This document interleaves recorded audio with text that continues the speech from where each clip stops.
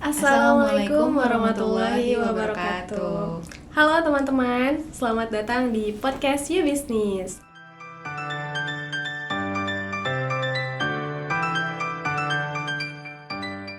Nah, kali ini kita sedang bersama Mbak Nova dari Voxel. Halo.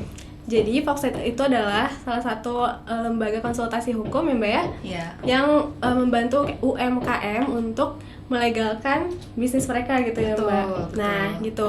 Jadi karena sudah ada Mbak Nova, nah kita mau tahu nih emang sepenting apa sih kita harus melek terhadap hukum bagi pebisnis atau UMKM gitu Mbak? Mungkin rata-rata ya, maksudnya kita nih sebagai startup gitu ya dalam bidang konsultasi hukum itu memang kita agak kesulitan nih Mbak kalau misalnya karena kalau yang datang ke kita itu klien rata-rata tuh ada dua. Kalau nggak ada masalah gitu kan, Mbak tolong beresin ini, pokoknya saya nggak mau tahu, pokoknya tolong beresin gitu kan, dalam waktu seminggu gitu, tempo singkat-singkatnya gitu kan ya. Atau yang kedua, Mbak saya mau ada project butuh legal gitu kan, ini tolong diberesin gitu loh. Jadi mereka itu datang ke kita pas kepepet gitu. Oh iya, the power of kepepet ya. The power of kepepet, jangan lupa beli bukunya. Nah ini tuh luar biasa gitu loh. Jadi adalah sebuah permasalahan gitu Mbak. Kenapa sih UMKM ini pada datang itu ketika mereka tuh butuhnya tuh dalam hal kepepet gitu kan. Ketika baru ada masalah. Betul, ketika baru ada masalah gitu. Nah akhirnya ketika kita coba telusuri ternyata karena mereka ketika memulai usaha atau memulai bisnis itu mereka tuh tidak mencoba untuk melek hukum dulu gitu loh, untuk melihat bahwa sebetulnya apa sih yang mereka perlukan dalam istilahnya bidang hukum gitu kan, mengenai bisnis mereka gitu. Jadi mereka tuh belum menyadari bahwa bisnis sama hukum itu udah kayak adik kakak gitu. Kayak adik kakak. Mereka itu seperti rantai yang tidak bisa putus gitu kan. Tidak bisa terpisahkan. Tidak bisa terpisahkan gitu. Jadi tidak bisa kita memisahkan, ya udah saya mau bisnis aja, nggak usah mikirin hukumnya gitu kan. Terus ya udah terus aja ngerjain bisnisnya gitu kan. Tapi terus nanti kalau misalnya ada masalah akhirnya mereka baru kelabakan gitu. Salah satu kasus yang paling menarik itu yang datang ke kita itu adalah salah satunya ketika ada salah satu klien kita gitu kan, dia datang terus saya mau cerita gitu kan. Jadi jadi saya mau cerita gitu, tolong dibantuin gitu kan. Saya itu punya masalah sama klien saya, katanya ini klien saya udah percayalah gitu kan ya sama dia. Akhirnya kita supply ya terus gitu. Terus mereka kasbon kan, kasbon udah setahun itu belum dibayar, utangnya 3M.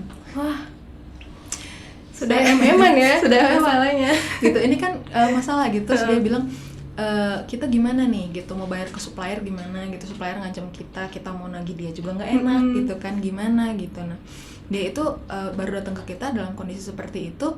Terus kan kalau misalnya katakan dia melek hukum dari awal gitu kan, harusnya ada kontrak dulu ya kan, kontrak dulu pembayaran tuh maksimum kapan gitu kan.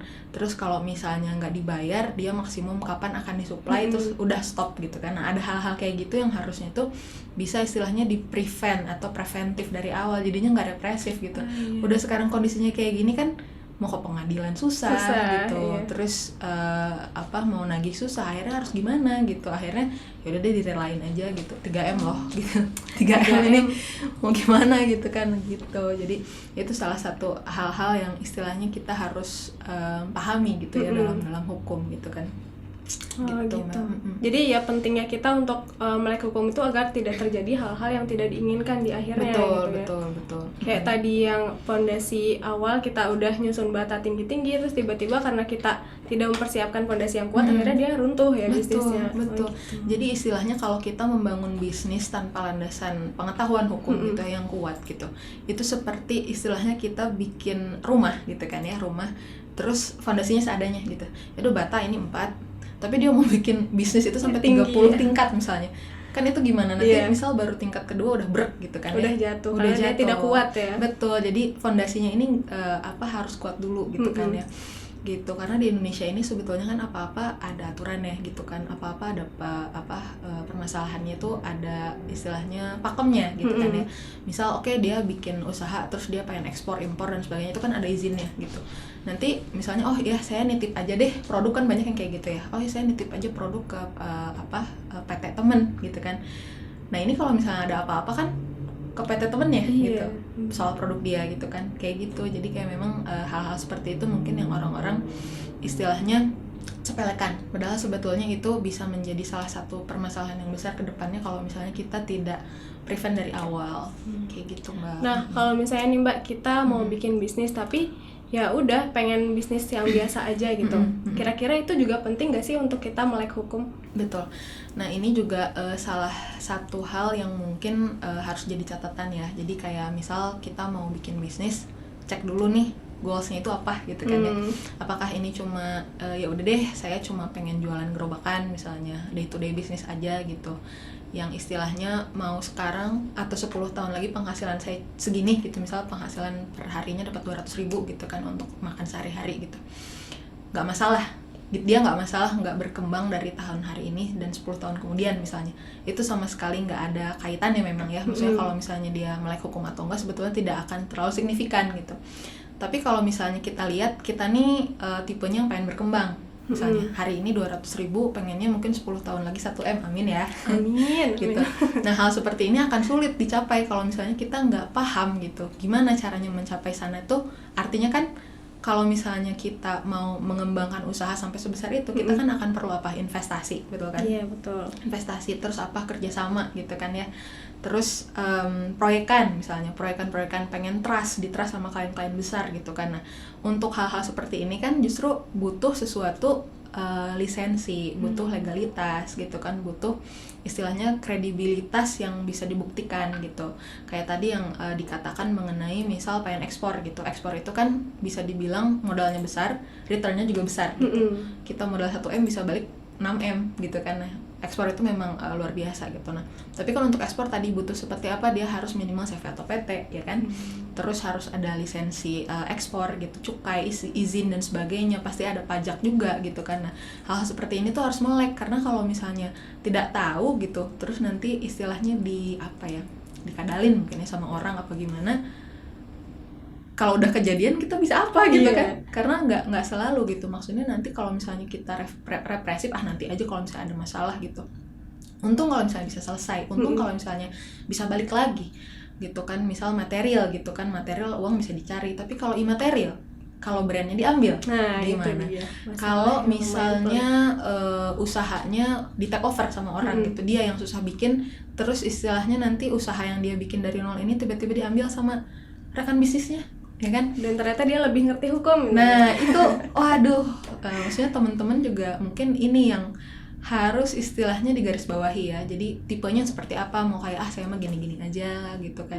Yang penting mah jualan aja di warung misalnya kayak gitu, ya nggak masalah sih kalau itu. Maksudnya ini tidak menjadi keharusan. Tapi kalau misalnya orangnya mau berkembang, orangnya mau membangun tadi ya 30 tingkat bisnis, misalnya mau jadi istilahnya pengusaha sukses yang banyak beramal gitu kan ini harus disertai dengan pengetahuan, segalanya juga ada ilmunya gitu. Jadi kayak ini yang mungkin kita pengen share gitu ke teman-teman, bahwa ini pentingnya hukum, dan jangan sampai nanti ketika udah rugi, udah istilahnya udah berdarah-darah gitu kan, udah susah ditolongnya, baru nanti datang gitu kan, teh tolong bantuin dong. rata-rata sih kayak gitu ya. Tapi ya gimana lagi ya, maksudnya ini mungkin salah satu istilahnya upaya kita nih dari Voxel, pengen bikin teman-teman tuh buat bener gitu kan gitu. Jadi nanti insya Allah mudah-mudahan dari sini bisa jadi trigger buat teman-teman bisa lebih cari lebih banyak info dan ilmu lagi tentang hukum gitu kan. Iya, mungkin ya karena dari kasus tadi, maksudnya banyak yang datang tuh ketika memang sudah ada masalah gitu. Nah, mungkin ketika itu dia mulai berbisnis dan awalnya bisa jadi tidak punya visi yang besar gitu. Tapi kemudian dia berkembang nih, berkembang lumayan tinggi, ekspansinya besar, dan pada akhirnya kan harus dibentuk sebagai badan usaha ya, Mbak ya. Betul. Nah, itu sebenarnya apa sih fungsinya kita merubah status kita menjadi badan usaha kalau misalnya emang kita udah besar, udah bagus, penghasilannya udah stabil atau meningkat gitu. Iya, tadi kan seperti yang kita udah bahas ya, maksudnya ini kalau misalnya memang dia ini visinya cukup besar gitu kan, apakah dia mau mengembangkan usahanya menjadi banyak cabang gitu kan, atau gimana gitu. Nah, justru di situ sebetulnya pentingnya dia menjadi badan usaha, karena kan badan usaha itu kalau misalnya kita bilang gitu ya, breakdown lagi dari dasar banget kan, subjek hukum itu memang ada dua ya. Subjek hukum individu, perorangan kayak kita nih gitu, Teh Sisil, saya juga subjek hukum nih gitu. Kita tunduk sama suatu hukum, kita harus jelas kita tunduk ke hukum mana gitu kan. Kita warga negara Indonesia berarti kita tunduk ke hukum Indonesia. Beda lagi kalau warga negara asing, dia warga negara asing mana, misal orang Amerika dia tunduk ke hukum Amerika. Nah, kecuali dia lagi di Indonesia dia tunduk ke hukum Indonesia. Itu panjang lah itu. Tapi ada juga badan gitu kan. Badan ini biasanya subjek hukum tuh badan hukum gitu kan ya. Memang badan hukum itu kalau misalnya di bisnis biasanya yang banyak dipakai itu PT. Nah, tapi ada juga CV kan, dikenal juga ya. CV itu sebetulnya dia tuh badan usaha perorangan gitu. Jadi dia bukan badan hukum. Artinya kalau misalnya udah sempat lihat postnya You Business kan ada kita bicara gitu ya di situ tentang bedanya CV dan PT dan sebagainya, mungkin bisa nanti dikepoin ya tentang itu, dicek dulu lah. Nah, tapi yang penting dari badan usaha apakah CV atau PT itu mungkin adalah tanggung jawabnya gitu kan. Tanggung jawabnya itu menjadi beda gitu ketika meskipun mungkin dia CV masih kekayaannya bersatu gitu dengan pendirinya gitu. Tapi kewajiban perpajakan dia jauh lebih ringan sebetulnya CV dan PT itu. Perpajakannya dibandingkan perorangan. Kalau misalnya perorangan itu pemotongan pajaknya jauh lebih besar gitu. Makanya pajak itu sesuatu yang sebetulnya tidak bisa kita hindari ya kalau misalnya kita berusaha gitu, karena kan PPN gitu, PPH dan sebagainya itu kan macam-macam pajak yang istilahnya akan dipungut gitu oleh negara gitu. Jadi itu sesuatu hal yang memang akhirnya kalau kita jadi pengusaha ya harus bikinin PWP gitu kan, terus akhirnya lapor pajak dan sebagainya gitu. Nah, ini salah satu kita juga kan bermitra gitu ya dengan konsultan keuangan dan perpajakan gitu. Salah satu yang menarik itu banyak juga istilahnya perusahaan-perusahaan yang datang ke mereka tuh masih perorangan gitu kan, minta diurusin misal pajaknya, aduh saya belum lapor pajak 2 tahun terakhir, dicek tek sekian Pak, 2 digit pajaknya, terus kayak aduh gimana dong. Iya, soalnya Bapak masih perorangan katanya. Padahal kalau misalnya dia menjadi badan usaha itu jauh lebih kecil gitu kan nilainya gitu kan. Gitu. Terus juga selain itu ada hal-hal yang memang hanya bisa dilakukan oleh badan usaha. Salah satunya tadi ekspor impor ya.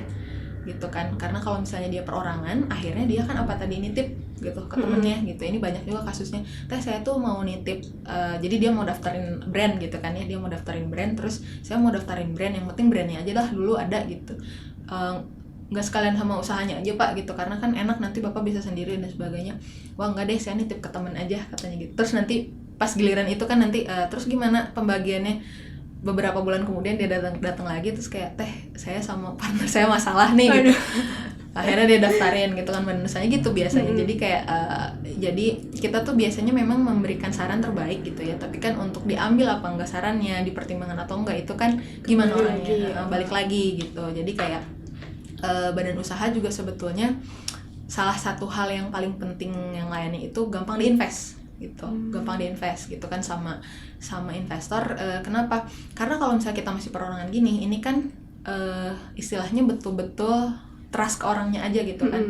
Misal Teh Sisil mau usaha gitu, terus ada investor gitu kan, ya udah itu mah antara Teh Sisil sama beliau aja gitu kan. Nah, jadi secara personal gitu. Betul, secara personal, tanda tangannya pun personal, tanggung jawabnya personal, beban apa segala macam kerugian itu personal gitu. Jadi ketika udah ada permasalahan udah gitu kan. Tapi ketika dia jadi badan usaha gitu, nanti misal ada 1-2 orang yang bermasalah di dalam badan usaha itu tidak serta-merta memutus gitu kontrak antara si badannya dan investornya gitu. Rata-rata sih biasanya investor tuh pengennya bentuknya PT. Kenapa? Karena di PT itu ada saham. Gitu. Saham itu kan bentuk kepemilikan dari dalam surat berharga gitu ya, kepemilikan modalnya gitu kan. Nah, saham itu enaknya apa gitu, nanti di akhir tahun kalau misalnya ada keuntungan dapat tuh gitu kan, dividen gitu. Nah, jadi ini yang sebetulnya istilahnya kalau dia invest di saham kan, investor ini dia mungkin bisa nego gitu, misalnya nego, saya boleh ya misal jadi advisor juga, misalnya saya pengen jadi owner bisnis juga tapi saya cuma punya uang misalnya. Nah, itu nego ya. Jadi nego, saya pengen disebut sebagai co-founder juga gitu. Tapi mungkin yang berdarah-darahnya orang ini gitu kan, teman-teman direktur gitu, yang nggak apa-apa gitu kan, di situ apa kesepakatannya gitu. Asalkan ya jangan lupa pakai kontrak founders agreement dulu, karena kalau misalnya enggak nanti bahaya ya. Bisa aja nanti di film apa itu yang di Depak foundernya startup. Oh, drama Korea startup. Iya. Mikir dulu yang mana. Mikir. Iya. Itu. Oh iya, kayak gitu. Jadi gitu. emang ketika kita punya badan usaha akan lebih banyak kesempatan-kesempatan yang bisa kita ambil gitu ya. Betul. Baik dari investor atau misalnya ekspansi ekspor impor juga gitu ya. Iya, itu hal-hal yang istilahnya perlu diiniin juga ya. Selain itu mungkin yang penting itu kalau misalnya dia jadi badan usaha, itu enaknya itu dua hal yang istilahnya mungkin dikejar. Pertama, dia bisa bikin NPWP atas nama badan usaha atau perpajakan itu atas nama badan usaha. Dan yang kedua, rekeningnya gitu. Rekening. Karena kadang rekening itu pentingnya apa? Misal ada transfer gitu kan ya, transfer dari klien atau misalnya dari customer gitu kan.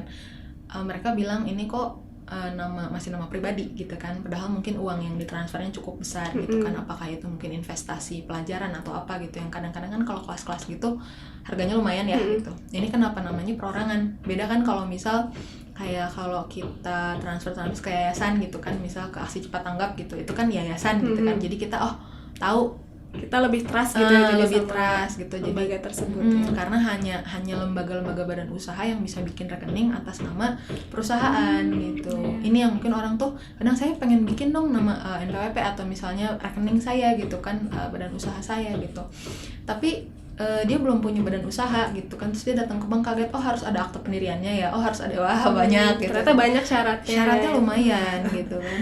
Oh iya, benar sih. Iya. Nah, terus kira-kira kapan sih sebaiknya kita udah harus aware bahwa kita tuh harus daftar sebagai badan usaha? Apakah ketika dari awal atau misalnya ketika kita sudah berapa cabang, misalnya kalau misalnya punya bisnis yang seperti itu? Ini pertanyaan yang sering nih gitu kan, kalau misalnya di seminar-seminar juga kapan sih gitu kan. Sebetulnya jawabannya selalu sama, adalah kita sendiri yang bisa ngukur gitu. Kalau misalnya dari awal kita udah punya visi besar gitu, ya dari awal aja, kenapa enggak? Dan memang mungkin punya ya dananya, karena kan ini juga investasinya lumayan gitu kan. Atau kalau misalnya memang belum gitu di awal, terus nanti ada satu titik di mana dia ngerasa udah kayaknya ini udah harus badan deh gitu, kayaknya saya bentar lagi nih mau ada deal sama investor, atau misalnya saya udah mau melakukan suatu tindakan yang memang harus memerlukan dia jadi badan usaha gitu. Baiknya justru sebelum kayak ini seminggu lagi, baiknya jangan gitu ya, kayak misal ini kayaknya tahun ini nih 2021 bulan Agustus gitu kan, saya mau mulai melakukan suatu ekspansi gitu atau apa gitu kan. Nah itu baiknya dari sekarang gitu, jadi kayak kasih spare waktu gitu. Emang harus direncanakan juga. Betul. Sebenarnya. Jadi kayak kasih spare waktu. Ada salah satu, saya kan ini juga ya lihat, maksudnya ini di Instagram Bisnis yang saya tuh, gatal gitu pengen ngomong. Dia bilang gini, saya pengen ada pendirian PT badan usaha yang modalnya 2 juta. Terus saya kayak, ini orang harus diedukasi ini gitu.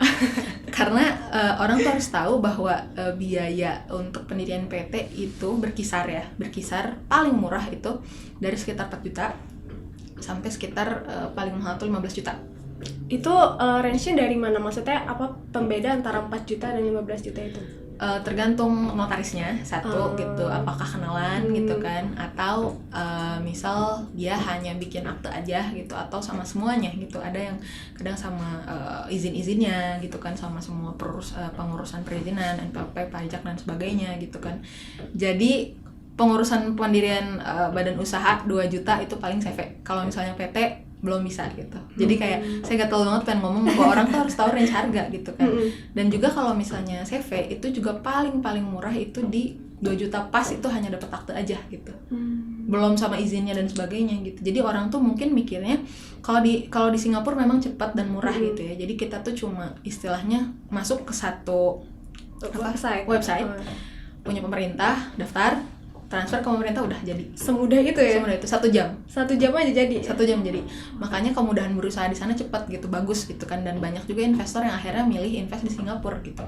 Tapi Singapura itu kan kecil ya, bandingin Indonesia besar. Gitu. Makanya kenapa sekarang banyak investor tuh mikirnya Indonesia tuh menggiurkan adalah karena marketnya gitu kan. Target pasarnya besar gitu kan. Nah, meskipun memang susah banget gitu kan, kalau di ease of doing business atau kemudahan berusaha, Indonesia tuh masih peringkat sekitar 71 gitu di dunia.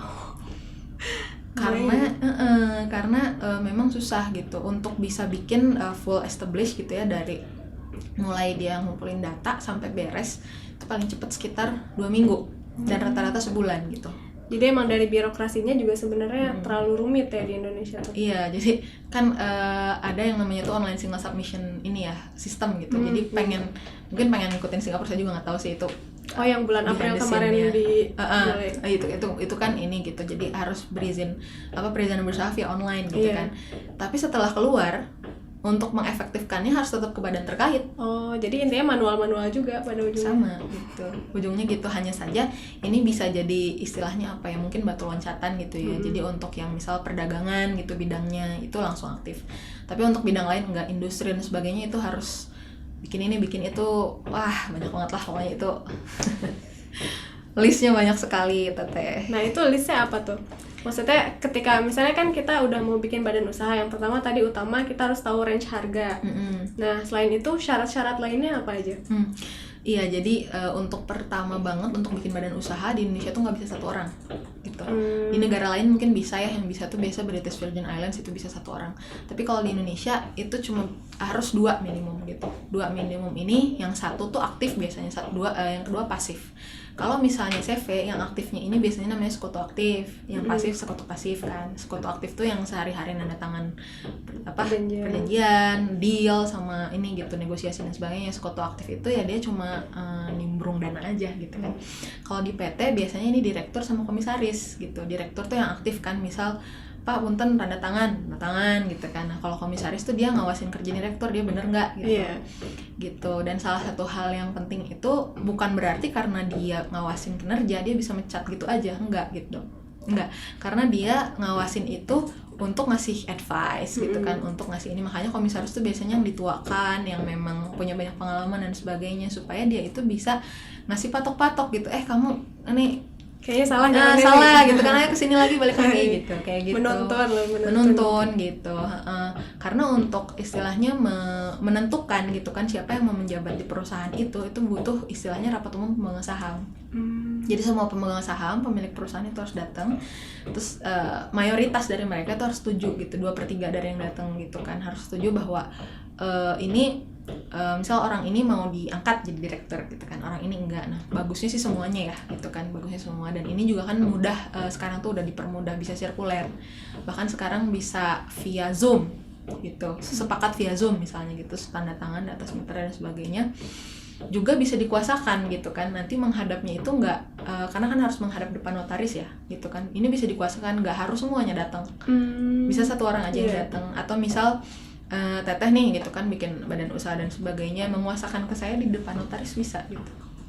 Jadi dipermudah dipermudah semuanya tuh gitu. Tapi ini yang mungkin belum nyampe nih informasinya ke teman-teman gitu kan, kayak gitu. Terus selain dua pendiri harus ada bidang usaha juga ya, jadi bidang usahanya jelas gitu. Nah, ini kan sekarang ada namanya tuh istilahnya tuh klasifikasi baku lapangan usaha. Nah, memang udah ada klasifikasi baku lapangan usaha 2020, tapi yang masih dipakai itu yang 2017 gitu. Jadi notaris belum bisa pakai yang 2020. Kenapa? Karena kementerian juga masih pakainya yang 2017 gitu. Jadi kayak ya udah pilih aja dari situ bidang usahanya apa gitu kan, yang 5 digit ya, bukan yang 2 digit nggak bisa, 3 digit nggak bisa, harus yang 5 digit karena itu harus spesifik. Sekarang tuh spesifik perdagangan apa gitu, perdagangan besar atau kecil. Kalau udah daftar besar nggak bisa daftar kecil gitu. Dia mau mainnya istilahnya kodi-kodi gitu kan, atau eceran gitu. Kalau misalnya eceran dagang apa gitu, apa makanan, apa minuman, harus spesifik gitu, atau baju gitu kan, kayak gitu. Kalau misalnya memang sih ada perdagangan berbagai macam barang itu 46900, nah, bisa kayak gitu yang dipakai gitu. Itu satu, dia mau dagang apa aja misalnya. Saya mah misalnya sebenarnya dagangnya apa aja gitu, di toko tuh banyak banget gitu kan, bisa sebenarnya kayak gitu. Tuh, terus yang penting lagi adalah alamat gitu kan. Alamat dia itu harus sesuai dengan rencana daerah tata ruang gitu. Ini namanya RDTR. Nah, RDTR ini memang ada yang sudah menerapkan strict, ada yang belum gitu. Maksudnya apa? Kalau misalnya sudah strict gitu kan, sudah strict di tempat yang sudah strict, ini tidak bisa di tempat-tempat yang daerah perumahan. Jadi kalau di Kota Bandung itu sekarang kan udah lumayan strict ya. Jadi zona kuning tuh perumahan gitu kan, sudah tidak bisa gitu. Kalau misalnya yang zona merah itu perdagangan gitu, kayak gitu. Jadi bisanya di daerah zona merah. Kalau misalnya zona hijau itu penghijauan juga tidak bisa, seperti itu.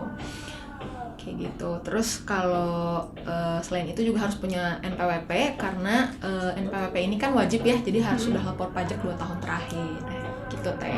Gitu. Nah, tadi setelah kita tahu syarat untuk membuat badan usaha, nah kira-kira apa lagi nih Mbak yang harus kita persiapkan sebagai pebisnis yang krusial banget nih?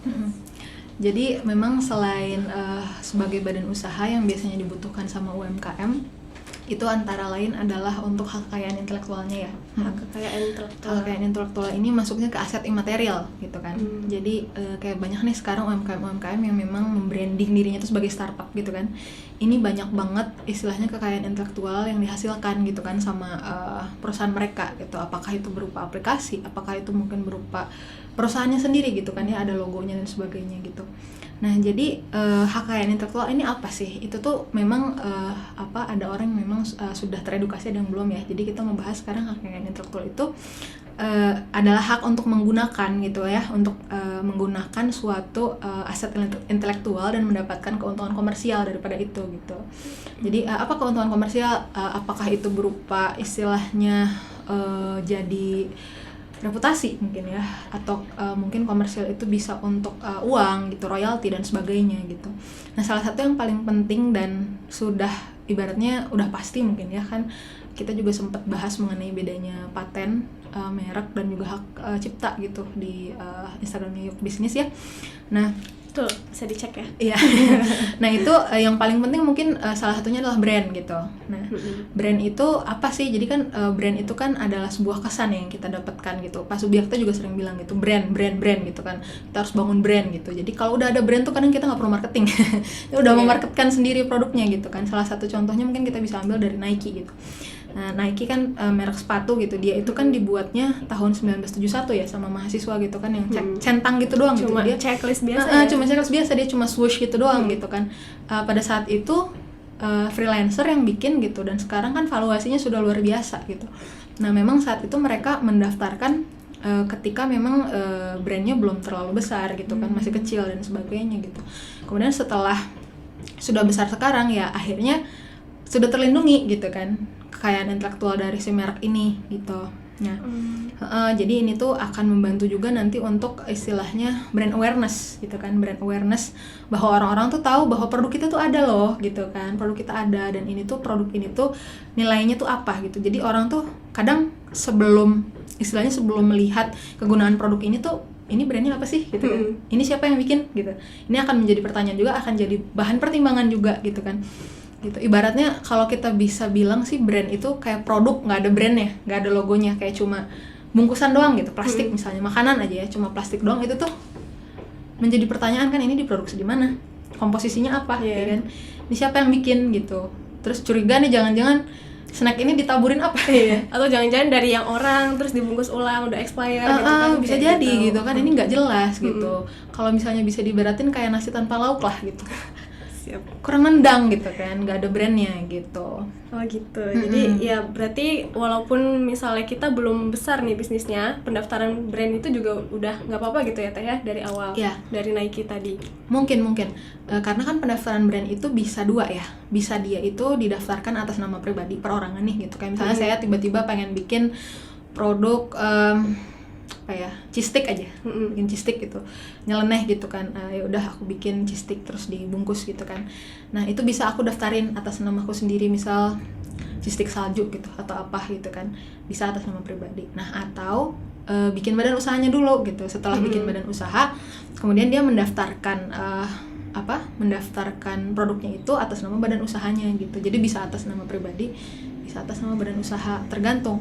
Ada juga kan orang yang mikirnya udah badan usahanya nanti aja gitu kan, jadi mereknya dulu, itu juga bisa. Jadi misal dia memang ingin hak kekayaan intelektual brandnya itu ada pada owner satu misalnya, atau dua, bisa sih, bisa lebih dari satu orang.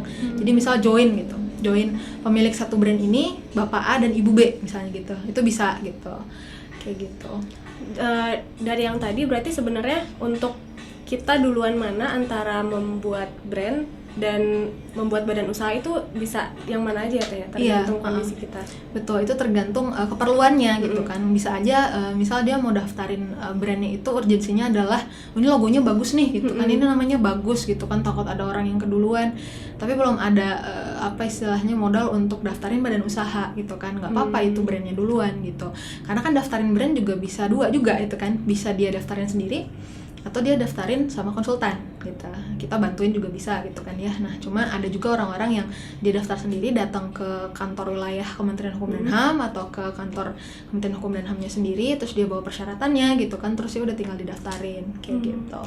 Nah, setahu aku tuh ya kalau kita ingin mendaftarkan merek kita itu waktunya nggak sebentar ya Mbak? Betul. Itu kita kenapa bisa selama itu gitu? Kalau nanya kenapa, kita harus bicara soal birokrasi sebetulnya. Karena birokrasi di Indonesia itu sangat rumit. Jadi saya juga bingung itu kenapa di Ditjen HKI itu lama banget ya. Jadi kalau misalnya ada pengajuan atau penolakan itu lama banget gitu. Paling cepet itu kita sendiri Voxel 2,5 tahun. 2,5 tahun. Paling cepet tuh mulai pengajuan. Kita ngajuin tuh dari awal banget, kita udah ngajuin karena ya alhamdulillahnya aware duluan ya kan, namanya juga konsultan hukum jadi ya udah tahu gitu duluan. Alhamdulillahnya gitu. Jadi kita daftarin dan itu tuh 2020 baru di-approve dari 2017. Jadi baru tahun kemarin ya? Baru tahun kemarin baru di-approve gitu kan. Klien-klien kita juga yang nggak jauh beda sama kita untuk dibantuin itu 2020 kemarin. Jadi batch awal pas kita bantuin itu baru tahun kemarin gitu. Kita kan baru 3 tahunnya, jadi kayak kemarin alhamdulillah baru lolos gitu. Nah, kalau misalnya kasusnya kayak gitu kan lama ya kita pendaftaran merek, tapi ketika kita menunggu si merek itu terapprove, kira-kira kita mending menjalani dulu atau misalnya daftar badan usaha dulu, atau daripada nanti ada yang sama ternyata akhirnya ulang lagi. Jadi kita tunggu dulu si brand itu terapprove. Salah satu yang menarik dari sistem HKN intelektual itu namanya first come first serve. Jadi siapa yang datang duluan itu yang duluan dapat gitu kan. First to file ya? First to file, betul. Udah tahu nih. Belajar dikit. Jadi kita memang gitu. Jadi kayak daftarin dulu, nanti urusan nanti ada yang daftar yang lain gitu. Yang mau numpuk pendaftaran itu nggak bisa karena udah ada yang duluan gitu. Katakan misal tadi Cistik Salju dia daftar 2017 gitu kan, terus ya udah dia jalan dulu belum punya badan usaha gitu kan, terus nanti di tahun 2020 tiba-tiba ada orang lain yang mau daftar lagi nih, misal agak beda mungkin namanya mungkin Cistik Salju Mamang Oleh misalnya gitu ya. Nah ada bedanya nih sedikit. Nah tapi kan karena di kelas yang sama ya makanan, terus udah gitu makanan tuh kalau nggak salah kelas 35 ya kalau nggak salah ya, itu makanya kurang tahu saya. Ya itu, nah itu nanti akan dilihat gitu, ini bisa ditolak yang setelahnya karena kan udah ada yang duluan. Jadi dia yang penting dia udah daftar gitu kan, urusan dia masih diproses, nanti yang baru dan punya nama yang sama justru ditolak. Oh ya, jadi baiknya ketika kita emang udah pengen punya brand yang yakin akan brand itu, mending kita daftar dulu gitu ya. Betul, karena bisa sendiri juga. Memang sih kalau sendiri itu kan nggak ada biaya konsultan, tapi ada tetap namanya PNBP gitu. Kurang tahu sih sekarang berapa. PNBP itu penerima negara bukan pajak, jadi itu bukan pajak tapi harus tetap dibayarin gitu. Jadi per kelas merek itu kalau nggak salah sekarang di 3 jutaan ya. Wah.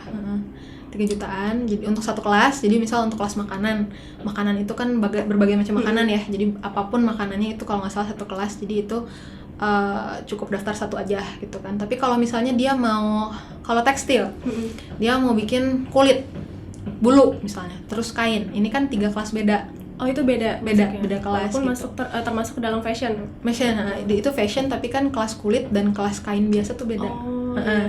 Jadi sedetail itu ya sebenarnya. Betul, meskipun kalau pakaian itu semua jenis pakaian ya. Kalau pakaian tuh semua jenis pakaian, jadi kayak dari kerudung, dari kaos kaki apa segala macam itu bisa gitu. Nah tapi kalau dia ntar mau mainin misal ke tas kulit gitu apa gimana, itu kan beda, harus 2 kelas. Artinya kalau tadi PNBP 3 juta, jadi dia bayar 6 juta gitu kan. Wah.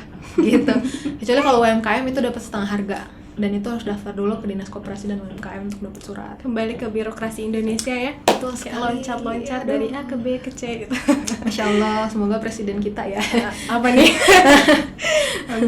Amin aja dulu. Amin dulu, iya. Ya, nah tadi untuk mendaftarkan brand atau merek kita, syaratnya itu apa aja sih Mbak?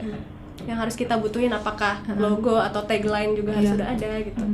Yang pasti kalau logo harus ya, maksudnya logo itu apakah dia mau tulisan gitu kan atau gambar itu bisa, karena kan yang penting ada istilahnya suatu grafis ya, mau grafis, mau hologram, mau suara, apapun itu yang mau didaftarkan kan apa yang mau didaftarkan gitu kan. Misal suara, kalau suara kan misal apa tuh? Susu murni ya kan gitu, jadi kayak ada jingle misalnya mau didaftarin gitu kan atau apa. Nah terus ada ada hologram gitu, ada juga gambar kayak misal kita tahu kalau centang gini berarti Nike, kalau misalnya yang gitu-gitu Adidas gitu kan, kayak gitu. Jadi harus ada. Terus yang kedua jelas warnanya ya, dia mau apa gitu. Ada juga yang dia karena membuka kemungkinan untuk warna-warna lain, ada yang dia daftarnya hitam putih gitu kan. Tapi memang disarankan kalau misalnya memang ada dananya gitu, itu didaftarkannya per warna yang mau dia keluarin. Oh, jadi emang satu-satu didaftarin. Misalnya dia mau daftarin hijau putih gitu, terus dia ada yang merah kuning misalnya. Nah itu misal beda lini gitu kan. Nah ini didaftarin masing-masing gitu. Tapi itu tentu aja kalau ada dananya. Kalau enggak mungkin bisa hitam putih gitu kan. Gitu. Terus selain itu kan pasti harus ada siapa pemiliknya gitu kan ya. Ini harus jelas alamatnya di mana, nomor teleponnya di mana, korespondensinya, emailnya kemana gitu kan. Itu harus sudah jelas juga gitu. Dan juga pastinya logo ini tuh atau brand ini tuh memiliki istilahnya apa sih, filosofinya tuh apa gitu. Filosofi brand ini tuh apa dia cuma penamaan aja gitu kan, atau misal ada signifikansi sih di belakang ini. Misalnya dia dibilangin cheese stick salju misalnya, kenapa, apakah karena bikin meriang seperti salju gitu kan atau apa gitu. Nah itu atau taburan yang halus-halus bisa jadi itu lebih tepatnya sebenarnya gitu. gitu kan. Nah terus kalau misalnya pernah juga sih dengar, jadi ada yang daftar suatu merek gitu, dia tuh belum ada, cuma tertolak gitu. Emang ada syarat-syarat khusus untuk kita agar mendaftarkan ke si brand itu langsung terdaftar? Maksudnya jadi sebenarnya belum ada tapi kok bisa ditolak gitu ya. Nah ini tuh biasanya nanti kan setelah dimasukin gitu berkas-berkasnya, nanti kan dicek ya sama Ditjen HKI, dan Ditjen HKI yang berhak untuk memeriksa gitu apakah dia nih layak untuk terdaftar atau enggak. Oh jadi layak dan enggaknya juga dicek gitu. Betul. Saya nggak sengasal itu kita. Nggak sengasal itu gitu. Dan kadang-kadang juga ada yang misal namanya terlalu umum. Namanya terlalu umum sehingga dia bisa ditolak gitu kan. Nah inilah justru yang akhirnya bisa membuat suatu merek tertolak karena misalnya namanya terlalu umum gitu kan. Jadi karena terlalu umum akhirnya ditolak. Mungkin ini akan mudah untuk orang lain nanti untuk mendaftarkan merek serupa gitu kan ya. Sebenarnya di situ akhirnya peran konsultan gitu kan, untuk dia memberikan istilahnya saran atau masukan-masukan baiknya seperti apa sih itu didaftarkan. Karena kalau misalnya udah ada konsultan kan nanti kalau misalnya ditolak sekalipun konsultannya bisa bantu nanyain ini ada apa sih gitu kan. Terus nanti bisa istilahnya kalau konsultan kan ada akses langsung ke Ditjen HKI-nya ya tiap. Jadi konsultan HKI ini bukan sembarang klaim gitu. Kayak saya juga bukan konsultan HKI gitu. Justru kita Voxel punya partner-partner gitu kan konsultan HKI yang memang dia tuh sudah tersertifikasi gitu kan, sudah ada istilahnya lisensinya, udah ada istilahnya aksesnya sendiri untuk mendaftarkan merek gitu kan, dan semua HKI gitu. Jadi tidak bisa kayak misalnya saya punya konsultan HKI, misal ya udah kamu aja deh karena kamu sarjana hukum, nggak bisa kayak gitu gitu. Oke. Nah langsung aja nih Mbak ya, ada pertanyaan nih dari Instagramnya YouBusiness. Yang pertama dari @r_bagaskara A-nya 2. Oke. Nanti Febri tolong ya di sini di bawah. Ya. Om, kalau kita kok Om sih? Kita tuh Mbak. Tanyanya Om. Oke. Om, kalau kita jangan Om deh, ganti ya. Mbak, kalau kita beli produk orang yang nggak ada brandnya, terus kita kasih brand sendiri gimana Mbak? Sekian, terima kasih. Oke. Ini harus dicek dulu Pak Bagaskara, saya sebut Bapak aja ya. Jadi habis nyebut Om sih. Jadi kita harus cek dulu dia ini ngambil produknya dari produsen lagi gitu. Produsen yang memang produsen ini dia belum punya brand sendiri, atau memang istilahnya owner yang udah punya brand gitu. Kita harus cek, karena kalau misalnya produsen itu kan kita cukup bilang aja bahwa Pak nanti kita labelin ya gitu kan, kita labelin terus ya perjanjian lagi, balik lagi gitu, deal sama dia gitu. Kenapa? Karena khawatirnya kalau misalnya nggak deal dulu atau nggak bilang dulu, nanti produsen ini bisa supply ke kompetitor dan bikin perjanjian eksklusif sama kompetitor ini, sehingga akhirnya stop produksi ke kita. Bisa kayak gitu loh. Nah, bisa kayak gitu. Terus kalau misalnya sudah perjanjian kan, ini bisa kita minta perjanjian eksklusif ke dia, ataupun kalau misalnya ada kompetitor kayak gitu ya seenggaknya kasih tahu dulu gitu kan, sehingga kita istilahnya punya tetap competitive advantage di situ, kita apa sih dibanding yang lain. Karena kan kalau misalnya nih produsen, katakan produsen makanan tadi ya, cheese stick gitu, bahan mentahannya sama nih gitu kan, sama gitu, terus nanti dia ngeprodusen kesini, akhirnya kan nanti beredar di suatu market yang sama, mungkin kok ini rasanya sama ya, brandnya padahal misal beda. Iya. Nah kayak gitu. Terus untung kalau misalnya kompetitor yang sana baik, akhirnya ya udah di luar gontok-gontokan, di belakang salam-salaman, ya udah deh kita bagi-bagi gitu. Tapi kalau yang sebelah sananya orangnya tuh kompetitif dan sempit hatinya, misalnya tidak mau berbagi rezeki gitu kan, kayak tidak mau berbagi rezeki kan, ada yang kayak gitu. Dan kita nggak bisa ngontrol ya kalau kayak gitu kan, kayak akhirnya tuh ya udah produsen ini pokoknya sama saya di ini gitu kan. Pernah itu ada kasusnya tuh di, saya lupa Purbalingga apa gimana ya, di situ dia memproduksi bulu mata palsu. Ini diekspor di luar negeri, di label, impor lagi ke Indonesia. Oh iya, kayak sering gitu. saya ada kasus kayak gitu. Kayak gitu. Nah saya lupa itu tempatnya di mana, tapi banyak yang kayak gitu. Jadi di sini diproduksi murah, orang Korea gitu ya, Korea apa ya, pokoknya brand-brand luar negeri yang kosmetiknya bagus gitulah, kosmetik Asia yang bagus, dia akhirnya bikin label gitu kan, bagus, dijual ke sini mahal 10 kali lipat atau lebih gitu, sehingga akhirnya kita beli produk yang sebetulnya made in Indonesia, tapi di labelnya udah made in Japan, made in itu boleh Korea, Mbak. gitu. Saya walaupun itu made in Indonesia diganti sama labelnya itu sendiri. Kan itu tadi produsen, dia kan nggak bikin perjanjian apa-apa, ya udah dia ngekspor aja gitu kan, bangga, oh iya produksinya dipakai ini. Terus ya udah mereka pas balik lagi ke sini kan, maksudnya gimana ya, jadi yang bikin keringatnya itu segala macam orang Indonesia. Iya. Keuntungannya tapi yang untung orang sana, itulah gitu. gunanya ya, kita melek hukum bagi Betul. para bisnis. Belum selesai Mbak. Oke, lanjut. Jadi yang kedua, ini kalau misalnya dia sudah ada produknya, udah ada mereknya gitu. Ini kita harus perjanjian dulu, karena ini harusnya ada license agreement, perjanjian gitu. Apakah kita menjualkan kembali kayak reseller lagi gitu, reseller lagi, atau kita boleh menggunakan produk dia yang labelnya dilepas, kita masukin label baru gitu kan. Gitu. Pada akhirnya karena brand itu hak kekayaan intelektual, artinya penghormatan kita terhadap itu tuh sama dengan penghormatan intelektualitas mereka gitu. Maksudnya segimana sih kita bisa menghormati intelektualitas mereka gitu kan. Kayak gitu. Maksudnya produk-produk ini tuh siapa yang bikin, kita menghargainya sejauh apa gitu, dan mereka menghargai produk mereka sendiri sejauh apa, seperti itu. Nah jadi itu yang harus dicek dulu sebetulnya, mau dilabelin ulang, bersedia nggak orangnya gitu kan. Kalau bersedia, seperti apa perjanjiannya? Apakah itu royalti gitu kan? Apa beli lepas gitu? Kalau beli lepas, boleh nggak sih kompetitor lain ngambil produk yang sama juga gitu? Kalau iya, berarti apa nih dari kita yang harus beda gitu? Misal dia mau menyanggupi produk ngasih ke kita jauh lebih besar gitu. Kalau ngasih ke kita jauh lebih besar, dia dapat royalti nggak atas brand kita gitu.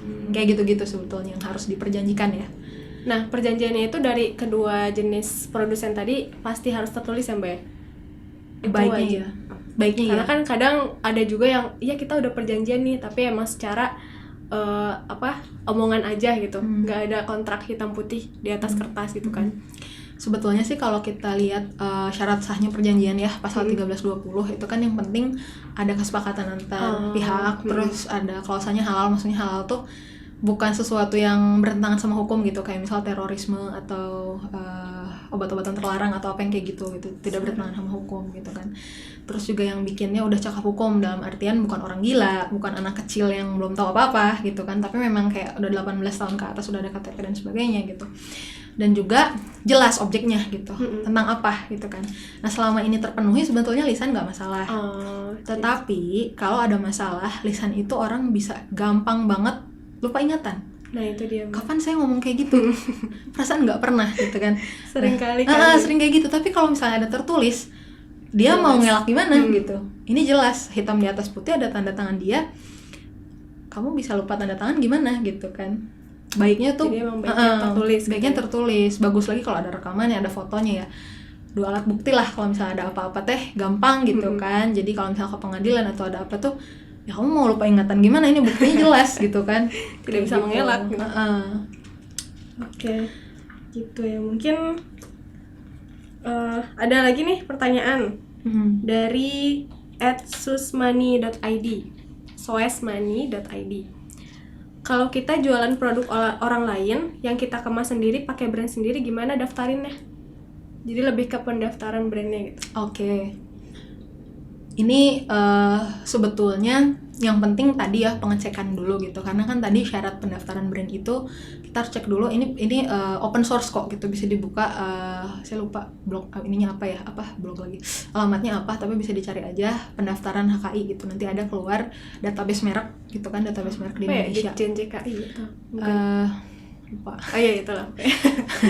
Ya, bisa di search di Google ntar ada gitu. Nah itu dicek dulu gitu di situ ada apa enggak gitu kan brandnya gitu. Nanti kalau misalnya udah ada di kelas yang sama gitu kan, nah ini baiknya dicari nama yang lain. Kalau misalnya belum ada dan kelasnya beda, baiknya sih belum ada dan kelasnya beda ya. Kalau misalnya udah ada dan kelasnya beda, ini sebenarnya masih riskan gitu. Karena kan nanti yang menentukan itu Ditjen HKI-nya ya, apakah itu bakal diterima atau enggak gitu.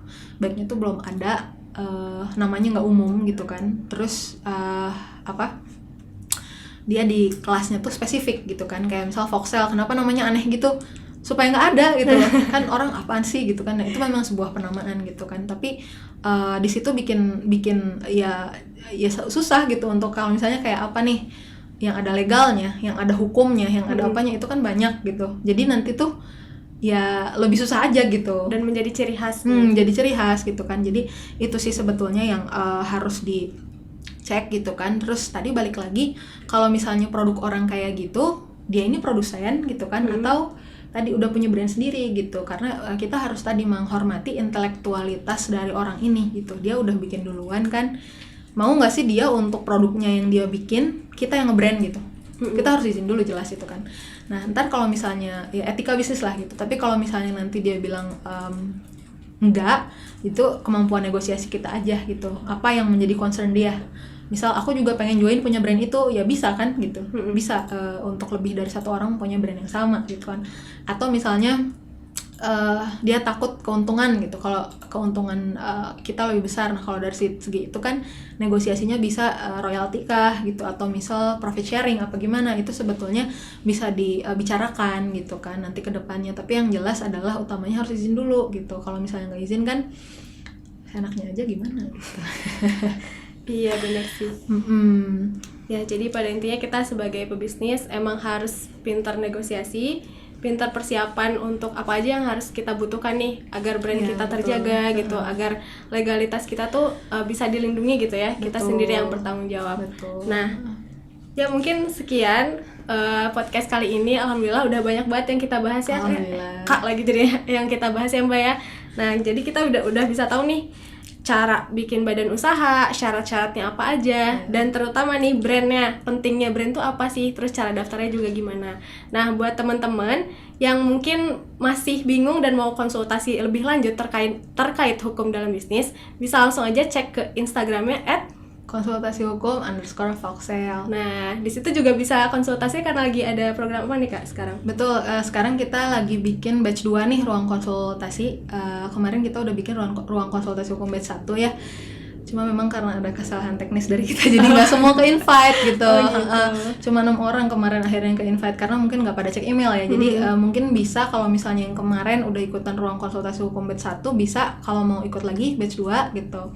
Kita masih bahas mengenai pentingnya hukum dalam berbisnis, mengenai materi-materi yang mungkin bisa diperdalam lagi, konsultasi gratis insya Allah sebelum nanti berbayar. Jadi sebaiknya cepat daftar. Jadi gitu langsung kan aja daftar ke Instagramnya dan pelajari secara mendalam gitu tentang insya Allah hukum dalam berbisnis. Oke, makasih banyak ya Mbak Nafa atas waktunya. Dan kita kembali lagi di podcast selanjutnya di podcast You Business. Ya, terima kasih. Assalamualaikum warahmatullahi wabarakatuh.